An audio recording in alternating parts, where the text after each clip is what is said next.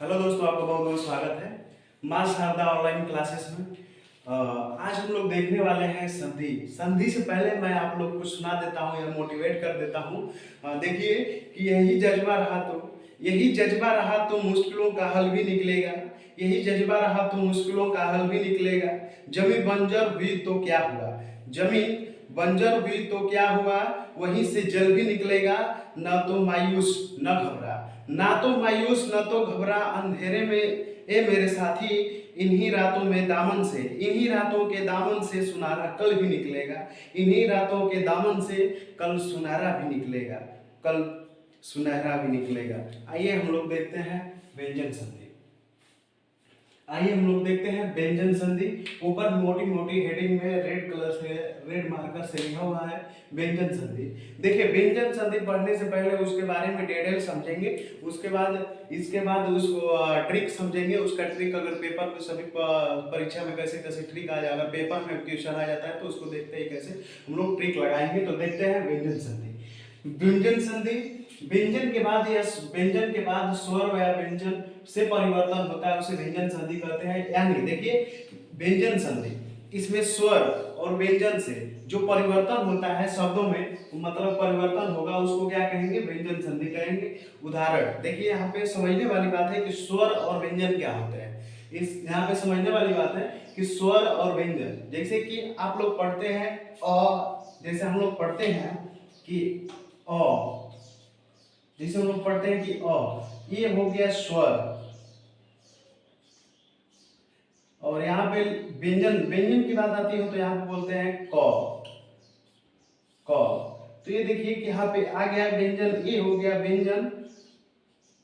व्यंजन यहाँ पे क्या है, तो यहाँ पे स्वर है, और क क्या है, तो व्यंजन। मतलब कि भोजपुरी में समझिए कि जो हम लोग देखते हैं आई ऐसे पढ़ते हैं हम लोग, तो अ से ह तक ले पढ़ल जाला, ओके का कहल जाला स्वर। आ जो क से ज्ञान तक ले पढ़ल जाला बाबू, ओके कहल जाला व्यंजन। ठीक है, तो आइए हम लोग देखते हैं और इसका उदाहरण समझते हैं। उदाहरण में है वाकिस।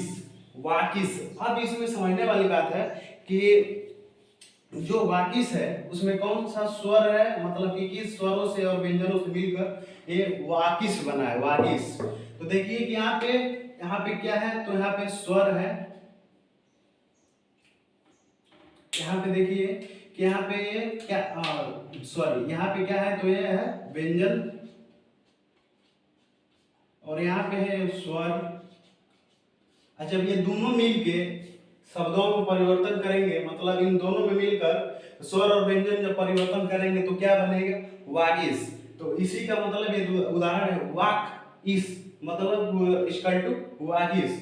अब देखिए सज्जन, जो सज्जन व्यक्ति होता है वो कभी झूठ और कभी कुछ नहीं बोलता है, तो सज्जन। देखिए सतजन, मतलब कि उदाहरण व्यंजन संधि में क्या बोलेंगे उसको, सतजन। सतजन मतलब कि सतजन को अगर करेंगे उसको संधि, मतलब उसका संधि करते हैं, तो सतजन का अर्थ होता है सज्जन। सतजन मतलब कि देखिए यहाँ पे भी दोनों स्वर स्वर मिल रहे हैं। यहाँ पे भी नीचे इसके जो मात्रा लगा हुआ है स्वर है, और यहाँ पे क्या है, तो व्यंजन है। तो देखिए, तो दोनों तरफ आ भी सकता है, उसी को मतलब उसका मिला जुला के हो जा रहा है सज्जन। ठीक है, तो इसका नोट करिएगा। ये 6 से मैंने लगातार पढ़ा है, 4 साल इसको लगातार मैंने व्यंजन संधि को पढ़ा है।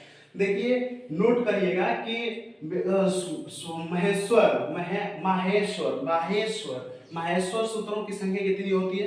ये पेपर में बहुत कई बार पूछ दिया गया है, मेरे से भी पेपर में बहुत सारा पूछा गया है। 4 सालों के अंदर मैंने पेपर में 2-3 बार पूछता है। देखिए, तो माहेश्वर सूत्रों की संख्या कितनी है, तो 14 होती है। आइए हम सब इसको देखते हैं कि 14 कौन कौन सी है। ए औ च ह य व र ल त इया म अड़ न म स भ इया। ये हो गया आपका 14 महेश्वर सूत्र। अब देखते हैं इसके आगे ट्रिक कि कैसे हम व्यंजन संधि को अगर पेपर में पूछ देता है तो हम लोग कैसे उसको पहचानेंगे। आइए हम लोग चले आगे देखते हैं। तो चलिए तब हम लोग देखते हैं व्यंजन संधि के ट्रिक। अभी हमने देखा कि व्यंजन संधि, व्यंजन संधि किसे कहते हैं, और मैं माहेश्वर सूत्र देखे हम लोग 14। अब देखेंगे हम लोग ट्रिक। यानी ट्रिक जो पेपर में हम लोग देखेंगे कि पेपर में कैसे हम लोग ट्रिक, पेपर में जब आता है क्वेश्चंस तो उसको कैसे हम ट्रिक के माध्यम से उसको हम लोग लगाएंगे करेक्ट आंसर कि हम पेपर में वो सही करके आए और सिलेक्शन कहीं ना कहीं हो जाए। तो क्लास 10th और 12th के लिए हम भी लोग के लिए काम करें, क्योंकि मैं भी एक स्टूडेंट ही हूँ। तो ट्रिक समझते हैं। देखिए यहाँ पे लिखा हुआ है, जो मात्रा ऊपर है, ऊपर मात्रा जो गोला बिंदी चंद्र बिंदिया कहा जाता है हिंदी में, जो चंद्र बिंदी बिंदी है बस उसको किस में बदलना है, तो मौ में बदलना है। जो चंद्र बिंदी है वो बिंदी है उसको किस में बदलना है, तो मौ में बदलना है। यही ट्रिक है, मौ में बदलना है। यानी संक्षेप, संक्षेप मतलब किसी हम संक्षेप में वर्णन करना, मतलब किसी किसी भी चित्र को देखकर उसके बारे में खूब कायदे से खूब लिखना या संक्षेप करना, वही संक्षेप होता है।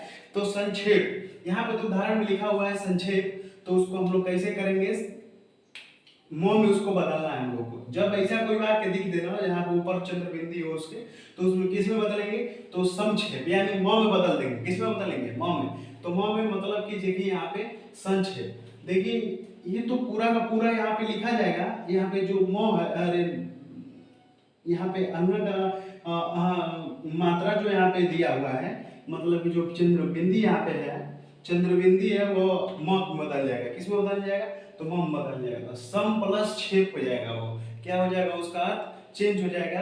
तो किस में चेंज होगा, तो सम प्लस क्षेप में हो जाएगा संहिता। संहिता, संहिता को देखते हैं तो संहिता में भी ऊपर भी, संहिता में भी ऊपर चंद्र बिंदी है तो उसमें किस में बदलेगा, या तो मौ में। डायरेक्ट जहां पे दिखे वहां पे मौ बदल दीजिए, और ये जितना ये पूरा है ये सब का सब नहीं बदलेगा, बस आगे में बस यहाँ पे म लिख दीजिए, चंद्र बिंदी को हटा दीजिए, तो क्या हो जाएगा, संहिता क्या होगा, समहिता हो जाएगा। समहिता, समहिता।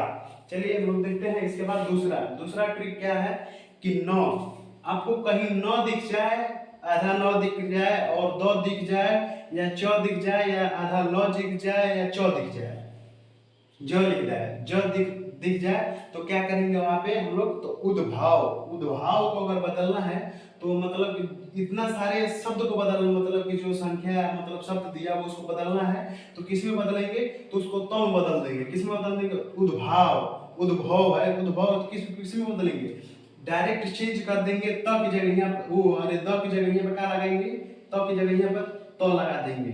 अरे ये बात समझ में।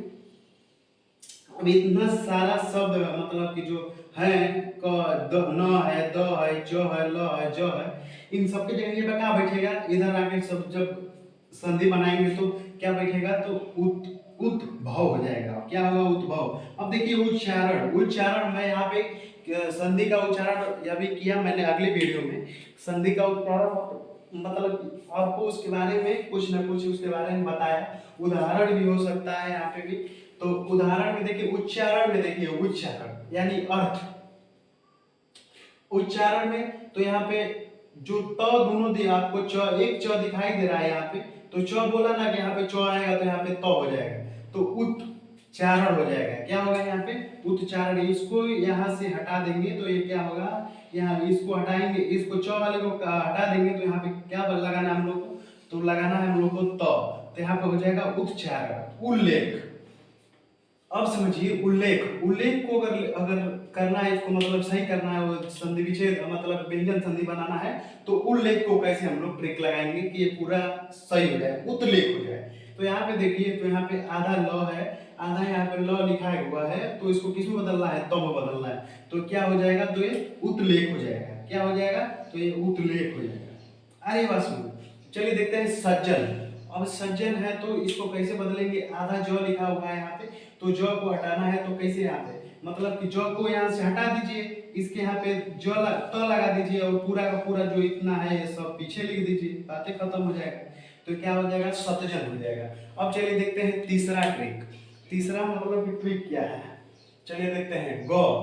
अब ग को क में बदलना है, किस में बदलना है, तो ग को क में बदलना है, तो दिग्गज, बड़ा तो दिग्गज आदमी बड़ा हो, तो दिग्गज, दिग्गज आदमी को कैसे किस में बदलेंगे, तो ग की जगह पर जितना ग दिखाई दे रहा है वहां पे बस एक ही क लगाना है, तो दिग्गज। दिग्गज को क्या करेंगे, तिकगज, दिग्गज, दिग्गज। तो तो यहाँ पे क्या लगाएंगे, तो यहाँ पे आधा गौ आपको दिखाई दे या पूरा गौ दिखाई दे या पूरा गौ दिखाई दे या आधा गौ दिखाई दे, वहां पे क्या लगाएंगे, तो दिग्गज मतलब कि क्या लगाएंगे, तो क लगाएंगे। ठीक है। अब देखिए वागिश पहले भी पढ़ाया आपको, वागिश मतलब कि संधि में व्यंजन संधि के उदाहरण में समझाया था वागिश। तो यहाँ पे देखिए कि यहाँ पे भी गौ आ रहा है, क्या आ रहा है, गौ। तो इसको भी यहाँ इसको बदलना है, गौ को, न कि इधर इसको बदलना है, न कि इसको बदलना है, डायरेक्ट किसको बदलना है, तो गौ को बदलना है। तो यहाँ पे इसको बदलेंगे तो आ जाएगा यहाँ पे, तो ये हो जाएगा वाकिस, वाकिस, वाकिस। अब देखिए वाकिस बोल रहे हैं तो वाकिस, वाकिस बोल रहे हैं जब, तो ई आ रहा है तो डायरेक्ट उसके पीछे ई लिख दीजिए, ना तो गलत हो जाएगा। आ रही बात समझ। चलिए देखते हैं चौथा। चौथा है अड़, मतलब कि देखिए देखिए इसको देखिए, अड़ को मतलब कि तम में बदलना है, तम में बदलना है, अड़ को तम में बदलना है, तम में। तो सड़ानन को अगर बदलेंगे त में, तो क्या हो जाएगा, सट आनंद। चलिए पांचवा देखते हैं जो को किस में बदलना है, चौ में बदलना है, जो को किस में बदलना है, चौ में बदलना है। तो आजादी मतलब कि देखिए छोटी का बन रहा है, यहाँ पे भी गलत आप लोग कर सकते हैं, हमसे भी गलत हो सकता है। आजादी अच दी मतलब कि जो की जगह यहाँ पे क्या लगाएंगे, तो चौ लगाएंगे, जो की जगह पे क्या लगाएंगे, तो चौ लगाएंगे। आ रही है बात समझ में। अब देखिए सौ है, सौ इज इक्वल टू इस में बदलना है, मतलब कि देखिए जो सौ है, बड़का सौ है, उसको किस में बदलना है, तो इस में बदलना है।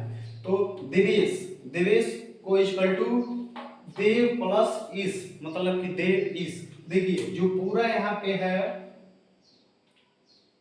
अब देखिए यहाँ पे जो मात्रा है इसको हटा दीजिए, देवेश हो जाएगा, उस तरफ देव प्लस इस हो जाएगा। आ रही बात समझ में। तो यहाँ पे इसको बस इसको मात्रा हटा दीजिए और ये पूरा का पूरा टोटल यही रहेगा, और इसकी जो है यहाँ पे देवेश को हटा करके यहाँ पे इस हो जाएगा। आ रही बात समझ। चलिए हम लोग देखते हैं इसी तरफ 11 इन सब के ट्रिक है, तो हम लोग 11 तक पूरा समझते हैं, उसके बाद मिलेंगे फिर विसर्ग संधि से। चलिए आगे देखते हैं इसको।